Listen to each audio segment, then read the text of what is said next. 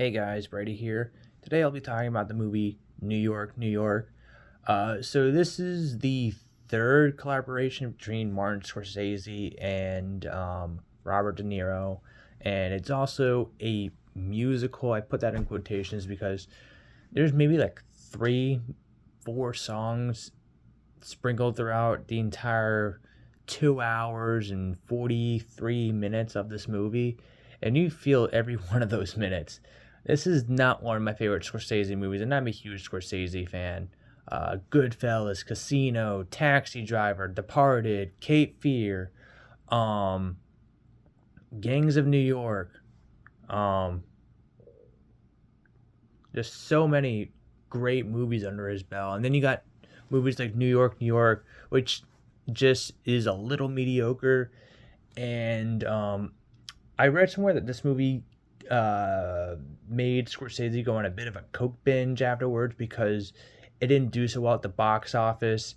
And I think his next movie after this, Raging Bull, which is another movie I do not care for. Maybe I gotta watch it again, but um, what's it called? When I started collecting Blu-rays, like the first year and a half or so, I picked up as many Scorsese movies as I could, and I watched all of them back to back. And I thought they were all great, except for Raging Bull. For some odd reason, Raging Bull didn't click with me. But Aviator, fantastic. Um, Goodfellas, Casino. Casino was my first Scorsese movie actually that I saw, and I used to think that it was better than Goodfellas, but watching Goodfellas a few more times over the years, Goodfellas is clearly the better movie over Casino. And then Departed, Taxi Driver. I think that's it. And then shortly afterwards, Wolf of Wall Street came out, and then I saw The King of Comedy, which I thought was okay. I want to watch that movie again. Maybe I'll watch it sometime soon. But yeah, so New York, New York is one of the few Scorsese movies I haven't seen yet up until a year or two ago. It escaped me until recently, and so I finally mustered up to buy the Blu-ray off of eBay. I wanted to add more musicals to my collection, and New York was one of them. And I was kind of bored with this movie. It's Liza Minnelli and Scorsese or De Niro are the stars of this movie. It follows their love story. It's a love story between them, and it's your typical rise and fall fling that you get from your typical Scorsese movie, where stuff happen.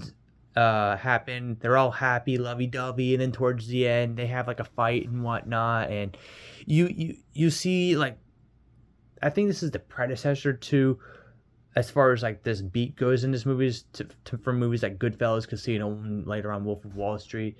It follows that same pattern as those movies, even though those movies followed this movie. And I don't know, I just didn't like it. And like you're watching this movie. Oh, and by the way, the movie opens on like some what is it, VJ Day? I believe De Niro is a war veteran in this movie as well, because he was also a war veteran in Taxi Driver, which came out a year prior. Taxi Driver is a great movie, by the way. But he's like a saxophonist, and Liza Minnelli is like a lounge singer at this club or hotel or whatnot. And yeah,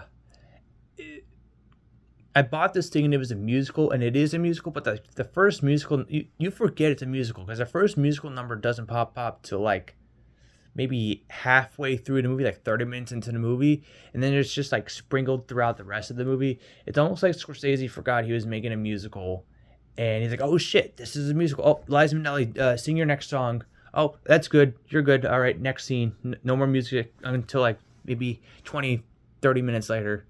It's weird. It felt weird how sporadic the musical numbers were in this movie. And like I don't watch a ton of musicals. They're not my favorite genre, but I do have quite a few of them, and musical numbers are pretty consistent for the most part. This one has like 4 spread out in like a 2.5-ish hour runtime. And yeah, like I said, it just feels like Scorsese forgot that he was making a musical. And then, like, when a musical scene happens, it's almost jarring. It's like he doesn't know how to do it.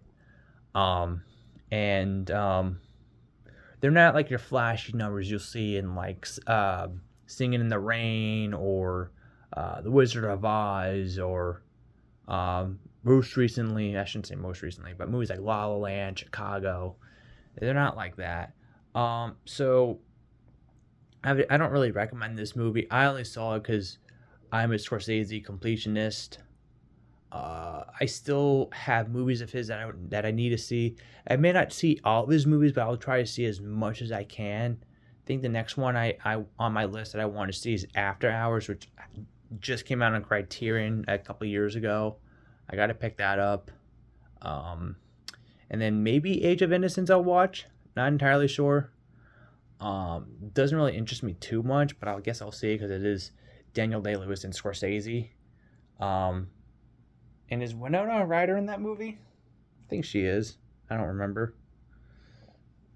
But yeah, um, not one of my favorite Scorsese movies. Neither is Mean Streets, which is the first collaboration between De Niro and Scorsese. Mean Streets was a really big letdown of a movie.